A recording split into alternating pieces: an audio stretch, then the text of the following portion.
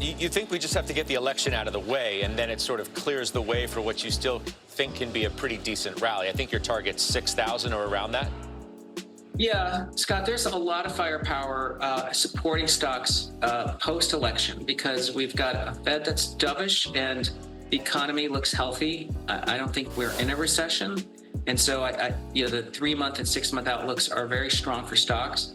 And I think China, while there's maybe some hesitation, but China's government is really starting to unleash some measures, and that's supportive of that region finally turning. And of course, the third factor is, I think after 2 years, investors who've been very cautious are starting to realize that, the $6 trillion of cash on the sidelines and the low levels of margin debt need to be put to work at a time when the Fed is supporting the economy. In this interview, Tom Lee, head of research at Fundstrat, discusses his cautious optimism toward the stock market as it experiences new highs. While advising clients to buy on market dips, Lee points out that investors are waiting for clarity after the upcoming election. He believes that current market momentum and strong economic fundamentals are largely driven by cash reserves and solid liquidity. Post-election, Lee expects stocks to rally, with the S&P 500 possibly hitting 6,000 due to a dovish Federal Reserve, a healthy economy, and potential stimulus from China. Lee highlights that concerns over elevated stock valuations should be viewed through a nuanced lens. He explains that while headline PE ratios appear high, the core U.S. companies have passed rigorous economic tests in recent years, indicating resilience. Additionally, Lee sees potential for a bullish market over the next few months, supported by improved inflation trends and the Fed's trajectory towards more neutral interest rate. The discussion then shifts to the performance potential of small to mid-cap stocks, which Lee sees as likely to gain traction post-election. He argues that these stocks are poised for a rally due to their attractive valuation and growth prospect. However, there is debate over market positioning, as some analysts suggest focusing on mid to large cap companies with strong earnings, considering current market breadth and high valuations among mega-cap stock. I led in here with the fact that, we have this streak going for stocks. We've above 5,800 for the S&P for the first time ever, though it seems to me from your notes that you're a little bit cautious as this month progresses. Why? Well, Scott, we're cautious, but we advised our clients to be buying the dips. And the reason we're cautious is that I'm probably saying something very obvious, but I think investors want to see who ends up becoming present after Election Day. So I think we are in a period where markets are just sitting on the sidelines, but at the same time, 2024 has been such a strong year, Scott, that I think the last 2 weeks have proven that maybe macro is taking a little bit of a step back now, and liquidity and all this cash on the sidelines is really the dominant factor. Would you agree with Mr. Sandler that, the market at the index level is both expensive and consensus, and that's why, he has the urge to look elsewhere? Mega caps are underperforming, or at least the NASDAQ is today, and maybe that's how the story is going to end up playing out for at least two of those reasons that he mentions.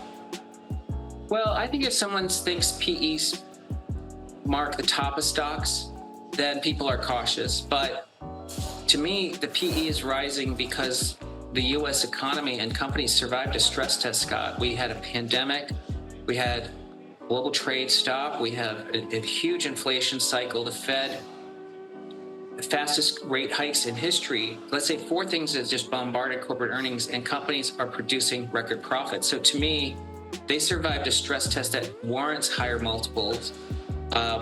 I just don't personally think 20 times for a category leading company is expensive, even 25 times. And, if we're talking about Nvidia, why, I don't know, sure the cap should be 30. So I think that we have this uncomfortableness because PEs are rising, but I think companies have really survived, 4 cataclysmic stress tests too. Tom, let's broaden the conversation. Let's welcome in some guests. Shannon Saccocia of NB Private Wealth, RBC's Lori Calvasina are with us today. Shannon's a CNBC contributor. It's great to have you both with us. Lori, you're reasonably cautious on this market. Your year-end target is below where we are today. Why?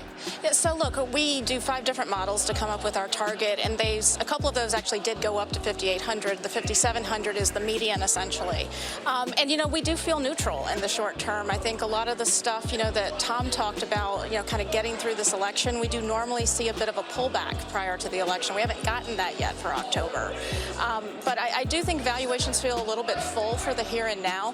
When I fast forward, though, into 2025 and I run my valuation numbers and we take inflation down a bit more, we bake in some more Fed cuts, we get 10-year yields down a little bit more. Our modeling suggests you can get to a 23 times trailing PE, and if you use my earnings around 268, that gets you to 6,200 on the S&P, 6,500 if you bake in consensus earnings. So I still feel reasonably constructive over a longer period of time, but right now the valuations we feel like we're where we deserve to be, and sentiment is a little bit stretched. You think that it could be a little tactically messy between now and the end of the year as the election takes center stage? I think that's a perfect way to put it. And, I tell people we can't live in the tails, right? And maybe I'm a little bit too guilty of doing that right now. But we do think that, there's just a lot of uncertainty related to this election.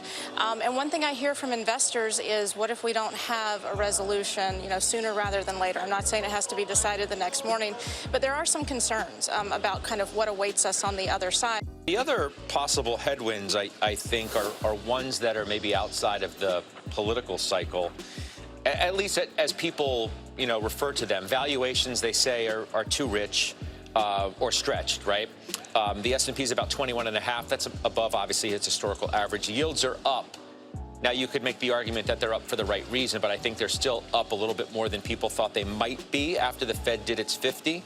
And then if the Fed's going to be a little bit slower and smaller in the way they progress with rate cuts, is that an issue? Of course, the flip side of that is, well, why would they need to do anything anymore anyway? Because the economy is as resilient as you just suggested it is. Yeah.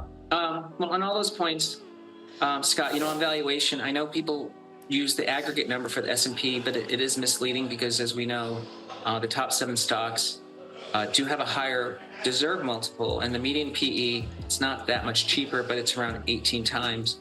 But that's not a bad deal considering the 10-year yield is actually a 25 PE. And with regard to the Fed cuts possibly slowing, I think what really matters now is the Fed is on a path to essentially normalize interest rates back towards neutral because the inflation pressures are ebbing. I mean, I think even CPI this week, even though it was a little hotter than expected, really didn't send the signal that inflation's reaccelerating. And so the Fed is, on a path towards 3%. And I think that's really constructive for stocks. Let's say we can all kind of come to agreement, because I think we could say that the consensus is bullish at this point. People think stocks are going to go higher from here because of the economy and rate cuts. The principal disagreement among the crowd at this point appears to be where. Where do you need to be positioned to take advantage of a market that looks like it really wants to go higher? You obviously have suggested that small caps could have the opportunity to have the biggest jump between now and the end of the year. That's a controversial view because, if yields are elevated, if the economy is slowing at least a bit, or there are questions around it, maybe those stocks don't do as well. I thought it was interesting, the thoughtful commentary that Ricky Sandler put forth of Eminence yesterday on social media, to where he says the best place to play offense, and he thinks you should play offense, are in below mega cap companies that have interesting earnings equity stories at mid to large cap. Not mega, but mid to large, and he doesn't say small. So how would you argue your points against those? I'd say that we're on the same side of that line, which is market breadth is expanding, and he sees a better risk reward in mid to large, just because I think there are some reasons. There's argument that maybe you can find higher quality and longer histories, but I think that small caps really do perform when the market is believing we're having a soft landing. I don't think that they can make that case in their mind yet until after Election Day, whether or not Harris or Trump is president. But I think once we're through that period, I think small caps not only have underperformance as a tailwind, but it's really, and I know I'm repeating myself, but median PE of a small cap stock is 10.7 times. It's like 7 turns cheaper. We're already looking at third quarter earnings growth of 43% versus around under double digits for S&P. So you're getting better growth. But I think small caps probably do better if Trump wins, just because of potential for deregulation and M&A. So I think that's why Election Day probably is a pivot point for small caps. In conclusion, Tom Lee sees strong potential for stock market growth following the election, driven by high cash reserves, a dovish Fed, and resilient economic fundamentals. While he remains cautious about near-term volatility, especially around elevated stock valuations, Lee believes the long-term outlook is positive, with a likely rally post-election. Small and mid-cap stocks could particularly benefit, given their attractive valuations and strong earnings potential, though opinions differ on the best market positioning. As markets navigate these dynamics, investors are encouraged to consider both valuation levels and market breadth for future gains. With this in mind, here are some questions to ponder. What do you believe is the biggest factor influencing stock performance at this point? Do you think small and mid-cap stocks can outperform after the election, or is the focus better placed on larger, more established companies?